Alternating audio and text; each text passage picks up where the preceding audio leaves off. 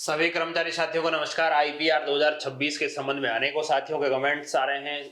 आपको अनेकों समस्याओं का सामना करना पड़ रहा होगा। हम लोग इस वीडियो में चर्चा करेंगे कि किस प्रकार से आईपीआर से संबंधित आपके जो भी क्वेरीज हैं, जो भी दिक्कत आ रही है, प्रत्येक दिक्कत पर अपन लोग विस्तार से चर्चा करने वाले। इतनी सारी प्रॉब्लम्स हमने हमारे कमेंट से ली है। सबसे बड़ी प्रॉब्लम ये आ रही, यू आर नॉट रजिस्टर्ड, यानी आप रजिस्टर्ड नहीं है। तो कैसे करेंगे, क्या होगा, कौन कौन से आपके प्रॉब्लम चल रहे हैं, उन सभी का समाधान हम लोग इस वीडियो में बताने का प्रयास करेंगे। वीडियो कुछ लंबा बन सकता है, आप सभी से मेरी गुजारिश रहेगी एक बार पूरा देख लीजिएगा ताकि आपको प्रत्येक समस्या का समाधान मिल सके। जो साथी नए हैं उनसे भी मेरा करबद्ध निवेदन रहेगा, आप चैनल पे नए हैं सब्सक्राइब अवश्य कर लीजिएगा। चलिए प्रारंभ करते हैं। सबसे पहली समस्या नंबर 1, राजकाज राजस्थान से आपको नोटिफिकेशन आता है, यू आर नॉट रजिस्टर्ड, यानी आपकी एसएसओ आईडी है वो रजिस्टर्ड नहीं है। उस कंडीशन में आपको क्या करना है, वो कर्मचारी जिन्होंने पहले आईपीआर भर लिया है उस कर्मचारी की एसएसओ आईडी लॉगिन करनी है। जरूरी नहीं है वो डीडीओ हो, आप किसी भी गवर्नमेंट कर्मचारी की जिसने आईपीआर पहले भर लिया है उस कर्मचारी की एसएसओ आईडी लॉगिन करेंगे। मैं ये अपनी एसएसओ आईडी लॉगिन कर रहा हूं और यहाँ नए व्यक्ति का मुझे रजिस्ट्रेशन करना है। जिन्होंने पिछले साल आईपीआर भरा और 2-3 सालों से भरते आ रहे हैं फिर भी ऐसा मैसेज आ रहा है, उसके कोई टेक्निकल प्रॉब्लम हो सकती है। तो जिस कर्मचारी ने आईपीआर भर चुके हैं उन कर्मचारी के अपन एसएसओ खोल लेते हैं, राजकाज आईपीआर पे आ जाते हैं। यहाँ पे आईपीआर की जगह पर आपको मास्टर सेलेक्ट करना है। देखिए राजकाज में यहाँ आईपीआर और मास्टर दो ऑप्शन आ रहे हैं। आप मास्टर पे क्लिक करते हैं, जैसे ही मास्टर पे क्लिक करते हैं तो ऐसा ऑप्शन आपके सामने खुलेगा, कैलेंडर से आएगा।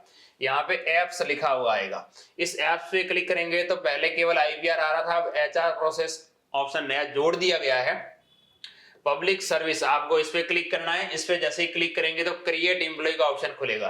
क्रिएट एम्प्लॉय पे क्लिक करते हैं तो आपको इस तरह के एम्प्लॉय को क्रिएट करना चाह रहे हैं तो आप गवर्नमेंट एम्प्लॉय पे क्लिक करेंगे। इस पे क्लिक करते ही साथियों आपके जो पूरा डाटा खुलेगा, यहाँ पे वो संबंधित कर्मचारी की एसएसओ आईडी डालनी है जिसका आप रजिस्ट्रेशन करना है। जिनके जो नोटिफिकेशन आ रहा है कि आपका रजिस्ट्रेशन नहीं है उनकी यहाँ पे उनकी एसएसओ आईडी हो सकता है उनकी आरजे से बनी हो सकता है अभी जो नए पोस्टेड कर्मचारी उनके नाम से भी बन रही है। तो उसकी जैसे यहाँ पे एसएसओ आईडी डालेंगे, एसएसओ आईडी डालते ही उसका नाम वगैरह ऑटोमेटिकली यहाँ पे आ जाएगा।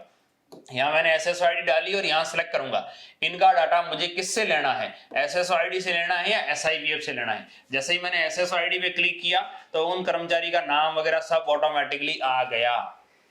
ठीक है, आपको यहाँ पे मिस्टर और मिसेज जो भी उन पे लागू हो रहा है वो सिलेक्ट करेंगे। यहाँ पे उनका इंग्लिश में नाम ऑटोमेटिकली आ जाएगा, हिंदी में नाम लिखा हुआ नहीं आएगा, ये आपको लिखना पड़ेगा। हिंदी में नाम लिखने में बहुत बड़ी समस्या चल रही है। आपका ये डाटा यहाँ पे दिखेगा, मेल आईडी, मोबाइल नंबर, नाम, ये सारी चीजें कहाँ से ली, एसएसओ से। यदि एसएसओ पे ठीक नहीं है, इनमें अपडेशन की जरूरत है, तो आपको एसएसओ प्रोफाइल खोलनी है संबंधित कर्मचारी की। वहां पे उनका डाटा अपडेट करना है। डेट ऑफ बर्थ गलत आ रही हो, मोबाइल नंबर गलत आ रहा हो, मेल आईडी गलत आ रही हो, जेंडर गलत आ रहा हो, नाम गलत आ रहा हो, आप एसआईपीएफ से कर सकते हैं, एसआईपीएफ पे भी गलत आ रहा हो तो आप अपडेट कर लीजिए। पहले उस कर्मचारी का डाटा अपडेट करते हुए आप आगे बढ़ेंगे।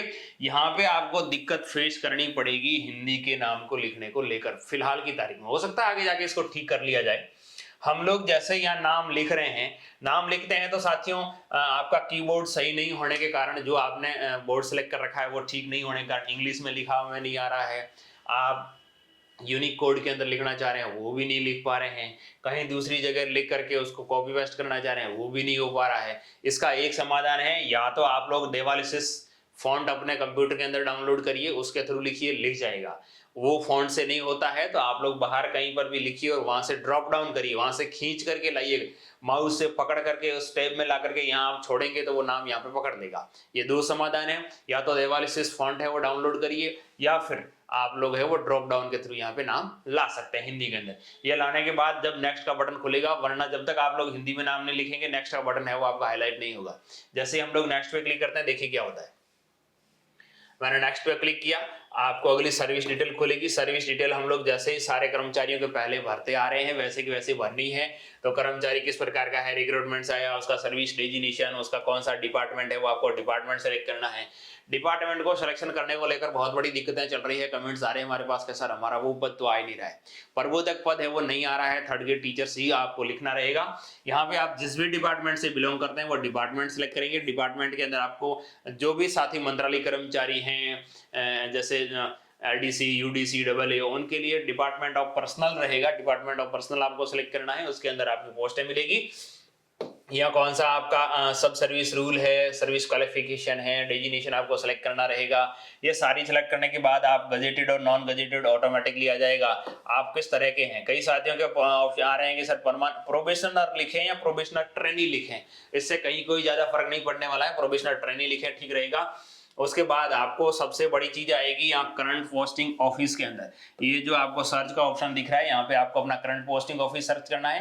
गवर्नमेंट ऑफ राजस्थान सेलेक्ट कर लेंगे, इसमें गवर्नमेंट ऑफ इंडिया राजस्थान बहुत सारे आ रहे हैं। आपको अपना डिपार्टमेंट सेलेक्ट करना है, अपना ऑफिस सेलेक्ट करना है। यहाँ ऑफिस के लिए आप जिस भी गाँव में पोस्टेड है उस गांव का नाम लिख लीजिए। जैसे कई साथी ऐसे हैं जिनका पेमेंट कहीं और से बन रहा है, पोस्टिंग कहीं और है, छोटी जगह पर पोस्टेड है, उनका नाम यहाँ पे नहीं आ रहा है। उस कंडीशन में आपको क्या करना है, आपकी जहां पर भी सर्विस बुक है उस ऑफिस का नाम यहाँ पे लिख लीजिएगा और वहां सर्च करिएगा। पूरा नाम लिखना जरूरी नहीं है, केवल गांव का नाम लिखेंगे या शहर का नाम लिखेंगे, सर्च करेंगे तो उस संबंधित गांव या उस शहर से संबंधित जितने भी ऑफिसेज होंगे वो यहाँ पे नीचे आ जाएंगे। देखिए मैंने यहाँ एजुकेशन डिपार्टमेंट किया, मैं जहाँ का भी हूँ वहाँ नाम लिखा और यहाँ पे उस डिस्ट्रिक्ट के अंदर उस स्कूल का नाम वगैरह सब कुछ आ गया। आपको यहाँ पे क्या करना है, जो भी आपकी संबंधित स्कूल है उससे सेलेक्ट करिए। पहले यहाँ पे डिस्ट्रिक्ट का नाम ठीक नहीं आ रहा था, अब जिले का नाम ठीक आ रहा है। आपने सर्च भी किया, वो नो जो आप सर्च करना चाह रहे हैं वो चीज नहीं आ पा रही है, तो आपको यहाँ पे not found in this list, आप इस पे क्लिक करेंगे। इस पे जैसे ही क्लिक करेंगे तो आपको लिखने का ऑप्शन खुल जाएगा, उसमें आप लोग मैन्युअली टाइप करते हुए यहाँ पे नीचे सेलेक्ट का ऑप्शन आएगा, सेलेक्ट कर पाएंगे। जैसे ही सेलेक्ट करेंगे आपका स्कूल यहाँ पे आ जाएगा, आपका बेसिक आ जाएगा, आपका डीडीओ कोड यहाँ पे आ जाएगा। ठीक है सर, आपको डीडीओ कोड यहाँ पे लिखना है। अब कई साथी ये भी कमेंट कर रहे हैं सर डीडीओ कोड कहाँ से लाएं, आपका GA55, आपकी पे स्लिप, आपकी सब जगह पे डीडीओ कोड मेंशन होता है, वो डीडीओ कोड आपके स्कूल के नाम के पीछे वाला वो डीडीओ कोड आपको यहाँ पे डालना है। यहाँ पे आपको अपनी date of birth, date of retirement, कई साथियों को ये भी कमेंट आ रहे हैं सर डेट ऑफ रिटायरमेंट ठीक नहीं है हमारी, तो आप यहाँ से इस कैलेंडर का जो निशान दिख रहा है आप इस पे क्लिक करेंगे तो आप चेंज कर पाएंगे। यहाँ पे क्लिक करते हैं तो चेंज नहीं होती है, कैलेंडर के निशान पे क्लिक करेंगे तो चेंज हो जाएगी। यहाँ पे भी चेंज करना चाहे चेंज हो जाएगी, यहाँ पे भी चेंज करना चाहे तो इस कैलेंडर के निशान पे आप क्लिक करेंगे तो चेंज आपकी हो जाएगी। ये करने के बाद आप लोगों को यहाँ पे क्रिएट पे क्लिक करना है। यदि उस संबंधित कर्मचारी का कोई डॉक्यूमेंट्स आप अपलोड करना चाहें तो भी कर सकते हैं, वरना जरूरी नहीं है। जैसे क्रिएट पे क्लिक करेंगे आप कंफर्म मांगेगा, यस करिएगा, यस करते देखेंगे employ service detail created successfully, यानी उस संबंधित कर्मचारी की एम्प्लॉय है वो क्रिएट कर दिया गया है राजकाज पोर्टल पर। अब क्या करना है, उस कर्मचारी की सेल्फ एम्प्लॉय SSO खोलनी है। जो कर्मचारी जिसका पहले अभी एरर आ रहा था उसी कर्मचारी का आप SSO खोलेंगे तो यहाँ पे पहुंचेंगे। पहले तो वो एरर शो कर रहा था, अब एरर शो कर नहीं करेगा, ये हाथों हाथ हो जाता है, आपको वेट करने की जरूरत भी नहीं पड़ेगी। वही गवर्नमेंट एम्प्लॉय पे क्लिक करेंगे, जैसे एम्प्लॉय पे क्लिक किया उनकी प्रोफाइल एक बार दोबारा से खुलेगी, इसके अंदर कहीं कोई चेंजेस हो तो चेंज कर लीजिएगा। आपके कई साथियों के कमेंट आ रहे हैं हमारी डेट ऑफ बर्थ गलत हो गई, यहाँ से डेट ऑफ बर्थ ये कैलेंडर का निशान है, यहाँ से आप चेंज नहीं कर पाएंगे। यहाँ पर प्रोफाइल के अंदर आपकी डेट ऑफ बर्थ ठीक नहीं है तो आपको जिस भी चीज से आप डाटा ले रहे हैं, जैसे SSO से डाटा ले रहे हैं तो SSO को पहले अपडेट करिए, उसकी प्रोफाइल को। SIPF से ले रहे हैं तो SIPF पर अपना डाटा ठीक करिए, वहां से ये डाटा फेच करेगा। ठीक है, आपकी मेल ID वगैरह सारी चीजें वहीं से ली जा रही है। आप जैसे ही नेक्स्ट पे क्लिक करेंगे तो आपकी सर्विस डिटेल सारी की सारी आपको यहाँ पे वापस शो करेगी।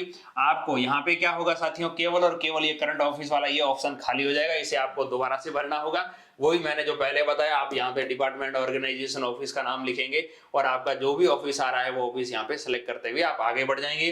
डेट चेंज करना आवश्यक हो तो यहाँ कैलेंडर के निशान पे क्लिक करते हुए आप डेट चेंज कर सकते हैं। सबमिट पे क्लिक करेंगे, आपका डाटा सबमिट हो जाएगा, आप यहाँ पे पहुंच जाएंगे। जो साथी निल में IPR भरना चाह रहे हैं वो यहाँ से क्लिक करके भर सकते हैं, और जो साथी एड योर फर्स्ट प्रॉपर्टी, यहाँ पे प्रॉपर्टी डालनी होगी। कई साथी ऐसे होंगे कि जिन्होंने कहा कि हमने तो प्रॉपर्टी पिछले साल भरी हुई है, उन साथियों से निवेदन करूंगा पुरानी प्रॉपर्टीज इस बार है वो इसके अंदर लेने का ऑप्शन नहीं आ रहा है, इसलिए आपकी जितनी भी पुरानी प्रॉपर्टीज है वो आपको एक एक करते हुए यहाँ से फिलअप करनी होगी। जिनके पास जॉइंट प्रॉपर्टी है या माता पिता के नाम से है या आपके डिपेंडेंट कोई अन्य व्यक्ति उनके नाम से है तो आपको सारी की सारी डिटेल्स डालनी रहेगी। यहाँ पे क्लिक करते हुए आप लोग प्रॉपर्टीज को ऐड कर सकते हैं। प्रॉपर्टीज को ऐड करने का तरीका हमने हमारे पिछले वीडियो में बता रखा है, उसकी सहायता आप ले सकते हैं। जो साथी नील में भरना चाह रहे हैं या नील पे क्लिक करेंगे, जैसे ही मैंने नील पे क्लिक करता हूँ यहाँ पे ये डिक्लेरेशन का ऑप्शन आ जाएगा। आपने पहले से यदि कोई है तो ठीक है, नहीं तो डिक्लेयर करिए। डिक्लेयर करते ही साथियों आपका सबमिट का ऑप्शन खुलेगा। आप जैसे ही सबमिट पे क्लिक करते हैं आपकी IPR सबमिट हो जाएगी। ये यहाँ पे OTP आएगा, OTP डाला, आपकी सबमिट हो गई। अब कई साथियों के कमेंट आ रहे हैं हमारे सर प्रिंट नहीं हो पा रही है, अभी इन्होंने ऑप्शन डाल दिया जैसे आपकी सबमिट होती है ऑटोमेटिकली PDF प्रिंट आती है। हो सकता है आपके मोबाइल के अंदर प्रिंट्स ना आए तो उसका तरीका भी मैं आगे बताने वाला हूं। वो कहाँ आएगा, देखिए एक तो तरीका ये यहाँ पर है सबमिशन हिस्ट्री, यहाँ से आप क्लिक करते हुए ले सकते हैं, और दूसरा आपका है प्रिंट करंट आईपीआर, यहाँ पे भी कर सकते हैं, और व्यू ओल्ड आईपीआर से अंदर पुरानी आईपीआर आपने भर रखी उसको भी यहाँ से आप देख सकते हैं। आप करंट प्रिंट आईपीआर ये ऑप्शन नया जोड़ दिया गया है, यहाँ से आप लोग नई जो आपने आईपीआर इस बार भरी है वो आप क्लिक करेंगे, एक पेज का नॉर्मल सा पीडीएफ आ रहा है वो आप ले सकते हैं। अब अगली चीज आ रही है कमेंट के रूप में हमारे साथ के सर हमारी डेट ऑफ बर्थ गलत हो गई, किसी किसी के महीना पहले आ रहा है, डेट बाद में आ रही है, उल्टा सीधा आ रहा है। उन लोग व्यक्तियों को मैं बताना चाहूंगा आपकी डेट ऑफ बर्थ गलत हो गई, आपके मोबाइल नंबर गलत हो गए, आपकी मेल आईडी गलत हो गई, आपका नाम गलत हो गया, आपका गजट नॉन गजेटेड गलत हो गया, चाहे कुछ भी मिस्टेक हो गई है, उस कंडीशन में आपको यहाँ पे फोटो का जो निशान दिख रहा है उसके नीचे ब्लू कलर के अंदर अपडेट प्रोफाइल का ऑप्शन दिख रहा है। इस अपडेट प्रोफाइल वाले ऑप्शन पे क्लिक करना है। जैसे इस पे क्लिक करेंगे आपने जो शुरुआत के अंदर अपनी प्रोफाइल बनाई थी वो प्रोफाइल वापस से दोबारा से यहाँ पे खुल के आती है। आप चाहें तो इसमें जो भी चीजें चेंज करना चाह रहे हैं, जैसे मैंने एसएसओ के बेस पे अपना डाटा लिया है, मुझे यहाँ डेट ऑफ बर्थ चेंज करनी है या मोबाइल नंबर चेंज करना है या मेरा नाम जो लिखा रहा है वो ठीक नहीं है, तो आप लोग जिसके बेस पर आपने इस प्रोफाइल को क्रिएट किया है उसे आप अपडेट करिए। जैसे एसएसओ के अंदर है तो आपको अपनी एसएसओ प्रोफाइल खोलनी है, उस प्रोफाइल को अपडेट करना है, वहां से डाटा ले रहा है। सर्विस डिटेल के अंदर अपन बात करें, सभी कर्मचारी जो भी कर रहे हैं गजेटेड आ रहा है। जैसे मैं थर्ड ग्रेड टीचर हूं फिर भी मेरा गजेटेड लिखा हुआ आ रहा है। उन साथियों को मैं निवेदन करना चाहूंगा आप एक बार अपना पद है वो चेंज करिए, थर्ड ग्रेड से सेकंड ग्रेड करिए, फिर वापस थर्ड ग्रेड कर दीजिए, तो आप यहाँ पे गजेटेड से नॉन गजेटेड ऑटोमेटिकली आ जाएगा और इसे आप अपडेट कर दीजिएगा, अपडेट हो जाएगी। Date of retirement, date of appointment, आपका बेसिक पे वगैरह कुछ भी आप चेंज करना चाहें तो यहाँ से चेंज कर सकते हैं। यहाँ से चेंज करने के बाद देखिए अपन आगे बढ़ते हैं। मैंने सारी चीजें चेंज कर दी, यहाँ से नेक्स्ट का आएगा ऑप्शन, आप सबमिट कर सकेंगे, आपकी प्रोफाइल सेव हो जाएगी। इस प्रकार से आपका बेसिक जितना भी चेंज करना चाहें कर सकते हैं। ये करने के बाद आपको अपडेट और सबमिट आईपीआर भी भरना पड़ सकता है, तो आप अपडेट पे सबमिट पे क्लिक करेंगे, आपकी पूरी प्रोफाइल वापस खुलेगी। यहाँ से आप अपडेट कर सकते हैं, कोई भी चेंजेस हो तो कर सकते हैं, डिक्लेयर करेंगे, आपका दोबारा से रिवाइज है वो आईपीआर भर जाएगा। अब रिवाइज आईपीआर भरने के बाद आप दोबारा से उसको प्रिंट कर लीजिए, आपने जो भी अपडेशन किया था वो अपडेट हो गया। अब कुछ छोटे मोटे कमेंट्स और हैं, उन पे भी मतलब थोड़ा थोड़ा डिस्कस कर लेते हैं।